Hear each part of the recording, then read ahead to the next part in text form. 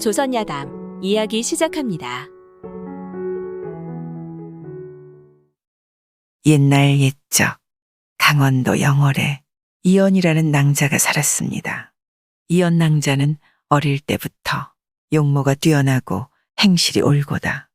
이웃 마을에 아들 가진 부모들이 모두 탐을 내었지요. 그래서 이연 낭자가 16이 되자 벌써 여기저기에서 혼담이 들어오기 시작하였습니다. 그러나 이연 낭자는 혼담이 들어오는 족족 모두 거절하였지요. 그러던 어느 날 이웃 마을에 사는 최생이라는 선비의 얼굴을 먼발치에서 한 번 보고 난 뒤 그만 마음을 빼앗겨 버렸습니다. 그런데 최생도 이연 낭자를 한 번 보고 난 후 부모님께 이야기해 두 집안 사이에 혼담이 오고 간 후 그의 두 사람은 혼례를 치렀습니다.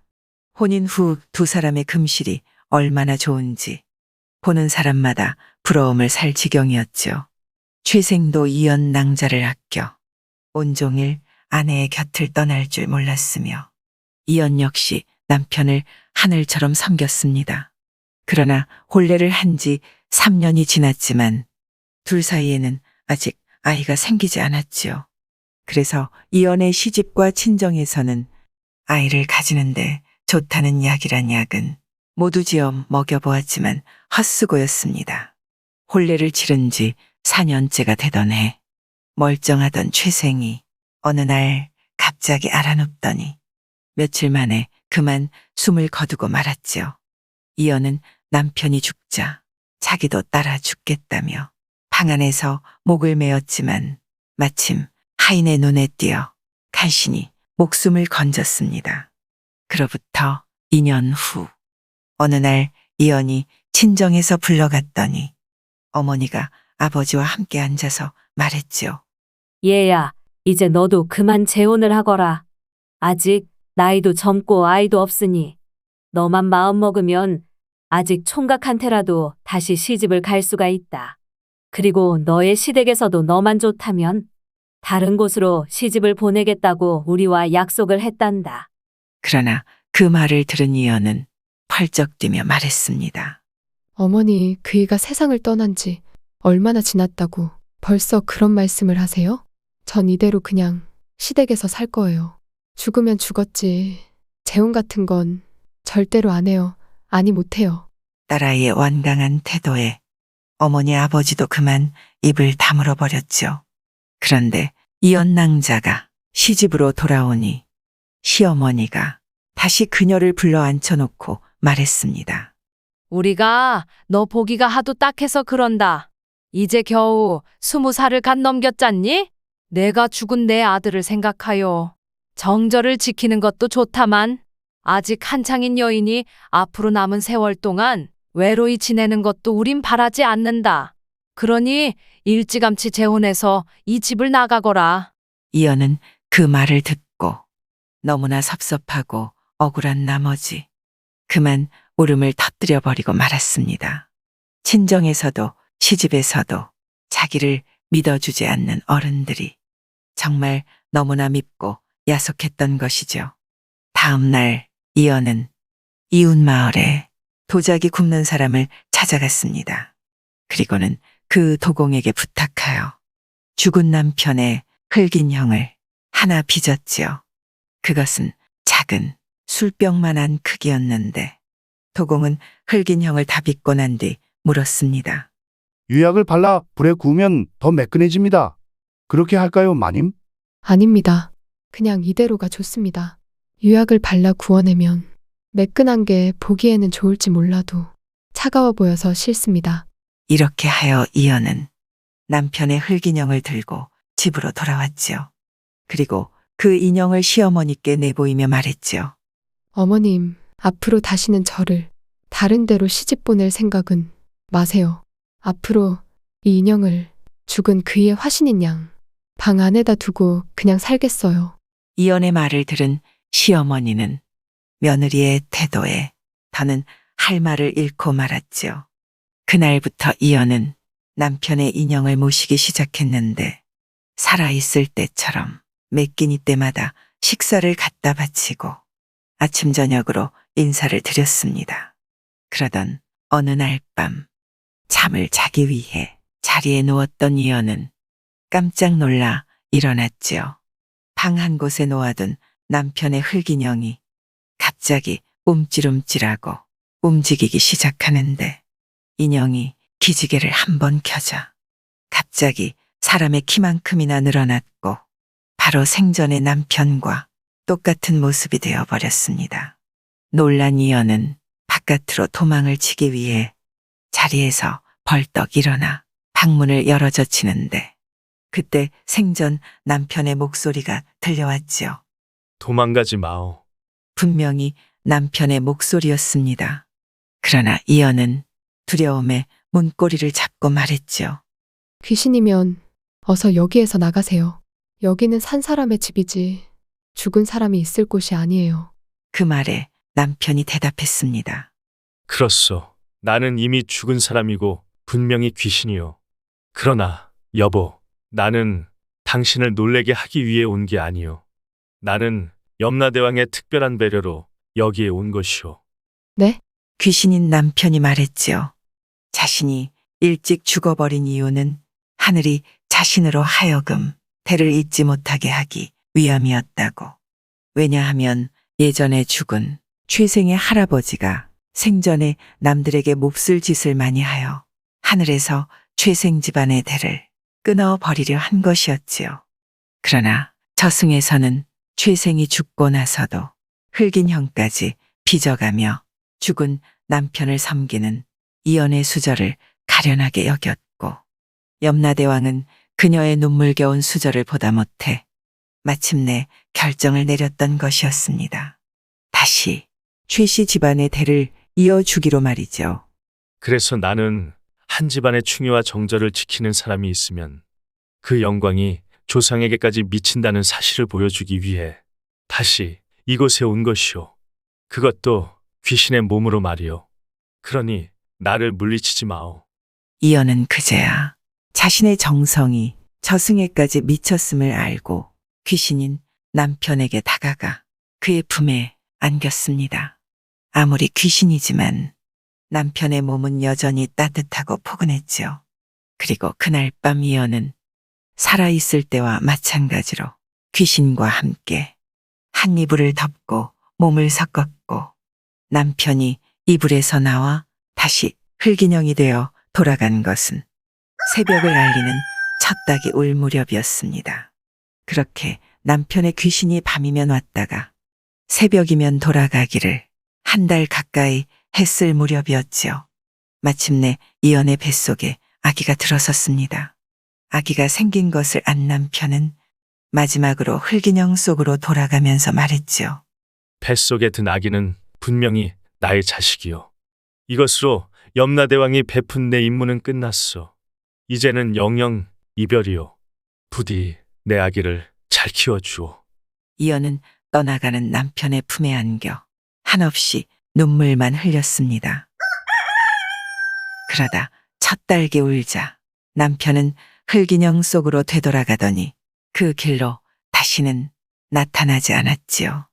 그로부터 몇 달 후 이연의 배는 점점 더 불러왔습니다. 이연은 더 이상 이 사실을 감추고 있을 수만 없어서 친정으로 갔지요.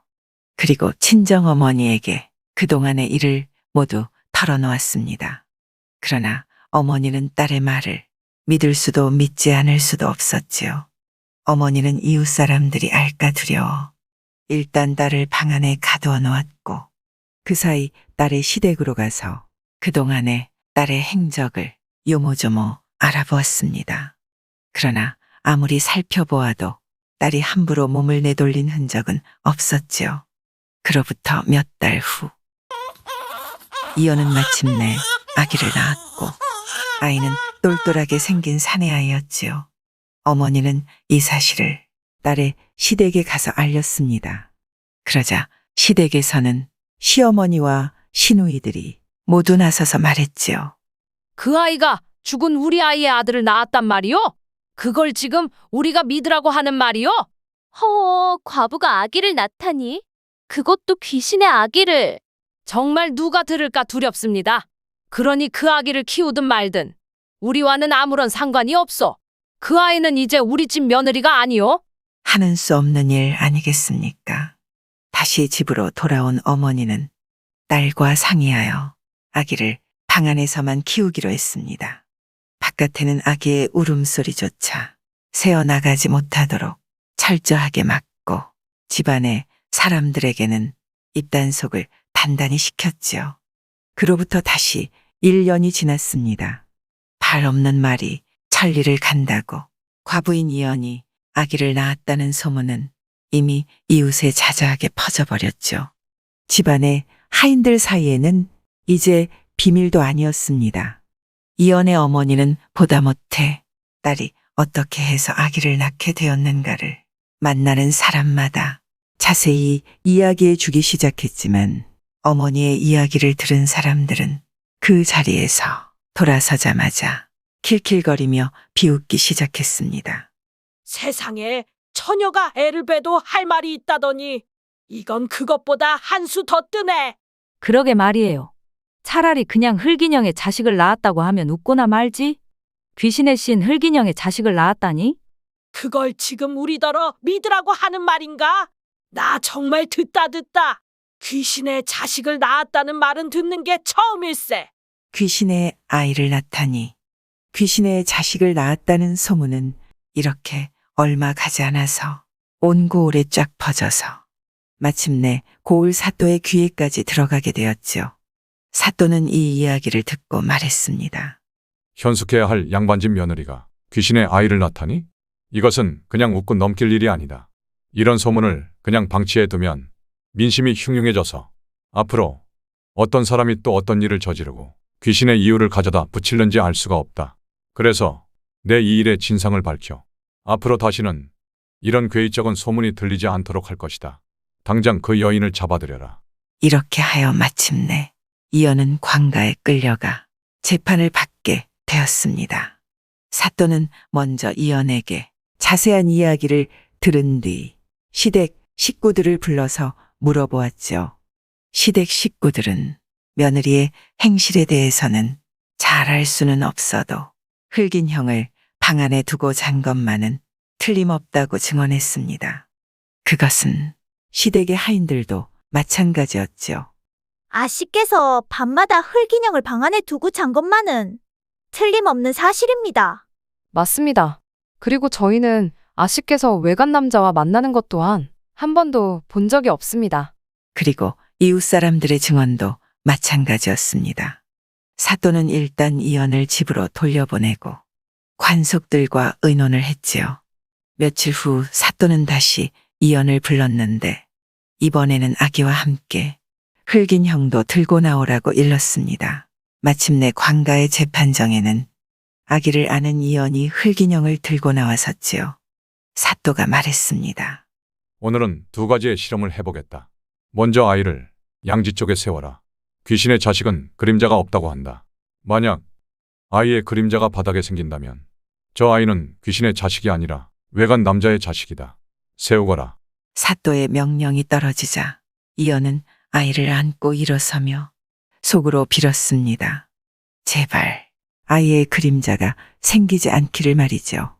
그러나 이연이 아이를 안고 양지 쪽으로 나가는 순간 해는 그만 구름으로 들어가 버렸습니다. 이연이 아이와 함께 서서 다시 해가 나오기를 기다렸지만 아무리 기다려도 해는 다시 나오지 않았지요. 사또는 물론 재판을 구경하기 위해 나온 수많은 사람은 모두 숨을 죽이고 해가 다시 나오기만을 기다렸습니다. 이연은 하늘을 쳐다보며 빌고 또 빌었죠. 그때 해가 구름 속에서 얼굴을 내밀었고 순간 사람들이 소리쳤습니다. 그림자가 없다? 아니다. 있다. 그때 사또가 의자에서 벌떡 일어나 양지 쪽으로 걸어 나갔지요. 그러나 아이의 그림자는 있다고도 없다고도 할 수 없을 정도로 판단하기가 어려웠습니다. 햇빛을 받은 이연이나 사또의 그림자는 뚜렷하게 검은데 비해 아이의 그림자는 아주 옅어 서 있는 듯 없는 듯해 보였던 것이죠. 사또는 고개를 갸웃거리며 다시 의자로 돌아가 앉더니 말했습니다. 나머지 한 가지의 실험을 더 해보겠다. 도공은 흙인형을 가지고 나오라. 그러자 언제 왔는지 이연에게 흙인형을 빚어준 도공이 또 하나의 흙인형을 들고 사람들 속에서 걸어 나왔지요. 그 흙인형을 받아든 사또가 말했습니다. 이 인형은 최생의 부인이 가지고 있는 인형과 똑같은 모습의 흙인형이다. 그러나 다른 점은 최생의 부인이 가지고 있는 인형에는 죽은 남편의 귀신이 깃들어 있다는 것이고 이 인형에는 없다는 사실이다. 그리고 두 인형 다 유약을 바르지도 불에 굽지도 않았다. 사또의 말에 이연이나 사람들은 대체 영문을 알 수가 없었죠. 하지만 다음의 말을 듣는 순간 사람들은 머리를 끄덕이기 시작했습니다. 만약 저 아이가 진짜 귀신의 자식이라면 최생 부인이 가진 흙인형에는 제 아이의 피가 스며들 것이고 내가 들고 있는 인형에는 스며들지 않을 게 분명하다. 부인은 아이를 데리고 앞으로 나오라. 이연이 아이를 데리고 사또 앞으로 나서자 바늘을 손에 든 형방이 아이 앞으로 다가갔습니다. 형방이 아이의 손가락에 바늘을 찌르자 아이가 놀라서 울음을 터뜨렸고 사또가 다가가 아이의 손가락에서 찔끔 나오는 피를 자신이 들고 있는 흙인형에다 먼저 묻히고 다음에는 이연의 흙인형에다 묻혀 바닥에 나란히 내려놓았지요. 잠시 후 흙인형을 살펴보던 사또가 두 개의 인형을 양손에 들고 소리쳤습니다. 여기를 보라. 하나의 인형에는 방울진 피가 그대로 있다. 그러나 나머지 하나의 인형에는 피가 스며든 자국만 남았다. 바로 남편의 영혼이 깃든 최생부인의 흙인형이다. 그 순간 이연 주위에 둘러선 사람들이 와 하며 박수를 치기 시작했습니다. 이연은 그 자리에 주저앉아 아이를 끌어안고 울음을 터뜨렸지요. 사또가 우는 이연을 달래어 자리에 앉히고 나서 말했습니다. 아이의 피가 아니더라도 나는 저 아이가 귀신의 자식이라는 것을 이미 알았다. 세상에 한나란 씨의 똑같은 햇빛을 받은 그림자가 어느 것은 더 짙고 어느 것은 덜 짙은 게 어디 있다더냐. 그러나 저 아이의 그림자는 나나 그대의 그림자보다 분명히 덜 짙었다. 그게 바로 저 아이가 귀신의 씨앗을 받고 태어난 아이라는 증거다. 사또의 말을 들은 이연은 더욱 크게 울었습니다. 이제 그대의 억울함은 다 풀렸다. 그러니 이제 눈물을 그치라. 수절하기 위해 흙인형까지 빚어가며 죽은 남편을 섬긴 그대의 정절이 하늘을 울렸고 하늘은 거기에 보답하여 귀신을 보내면서까지 그대에게 아이를 안겼다. 나는 앞으로 그대의 이 기적 같은 일을 세상에 널리 알려 많은 사람으로 하여금 충효와 정절의 본보기로 삼게 하리라. 마침내 재판이 끝나고 이연은 아이를 안고 자리에서 일어섰죠. 그때 사람들 속에 섞여 있던 시댁의 식구들이 우르르 달려나와 이연을 애워쌌지요. 제일 먼저 시어머니가 무릎을 꿇고 앉아 울며 잘못을 빌었고 시누이들이 덩달아 무릎을 꿇고 앉아 그동안의 잘못을 빌었습니다. 그 후 다시 몇 년이 지났고 이연의 아이는 자랄수록 죽은 제 아버지의 모습을 닮아갔습니다. 얼굴뿐만 아니라 말씨나 행동거지까지 죽은 제 아비의 살아생전과 흡사했지요. 그래서 사람들은 모두 그 아이가 귀신의 자식이 분명하다고 입을 모았다 합니다. 사돈께서 어인일이십니까? 네, 며느리가 죽은 제 아들 귀신의 아이를 낳았다고 들어 이렇게 찾아왔습니다. 네, 잘 오셨습니다. 조금 전에 잠깐 며느리 방에 들러보았는데 죽은 우리 아들과 똑 닮았더군요. 네, 죽은 최서방과 아주 똑 닮았지요. 그래서 말입니다. 네, 말씀하시지요. 하나밖에 없는 제 아들이 죽고 나니 집안에 대를 이을 사람이 없어서 걱정이었는데 참 다행이라 생각했습니다.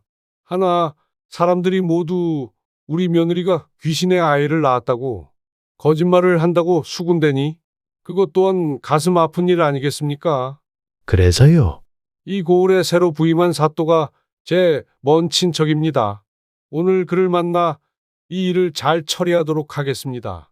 그 말씀은 네, 며느리와 손주를 다시 우리 집으로 데려갈 명분을 만들겠다는 말이지요. 그게 가능하시겠습니까?